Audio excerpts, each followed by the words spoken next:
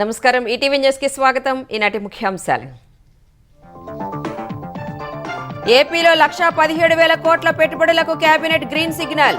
విశాఖలో Google data centre, ప్రకాశం జిల్లాలో BDL unit ఏర్పాటు. ప్రభుత్వ నిర్ణయాల అమల్లో మంత్రులు డ్రైవింగ్ ఫోర్స్ కావాలన్న చంద్రబాబు. రాష్ట్రానికి వచ్చే పెట్టుబడులపై ప్రజలకు చెప్పాలని సూచన. ఈ నెల 13న ఢిల్లీకి చంద్రబాబు. విశాఖలో డేటా సెంటర్ ఏర్పాటుపై 14న గూగుల్ అనుబంధ సంస్థ రైడెన్తో ఒప్పందం. 87,000 కోట్ల పెట్టుబడి. ములకల చెరువు కల్తీ మద్యం కేసులో ప్రధాన నిందితుడు జనార్దన్ రావు అరెస్ట్. మరో 7గురిని నిందితులుగా చేర్చిన ఎక్సైజ్ అధికారులు. హైదరాబాద్ బంజారా హిల్స్ లో అత్యంత విలువైన భూముల్లో ఆక్రమణల తొలగింపు. 750 కోట్ల రూపాయల భూమిని కాపాడిన హైడ్రా.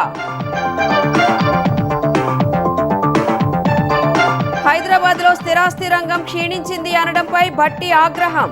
భూముల వేలంలో ఎకరాకు 177 కోట్ల ధరే అభివృద్ధికి నిదర్శనమని వెల్లడి. వెనిజువెలా ప్రతిపక్ష నేత మరియా కొరీనా మచాడోకు నోబెల్ శాంతి పురస్కారం. ప్రజాస్వామ్య పరిరక్షణ పోరాటానికి దక్కిన గౌరవం.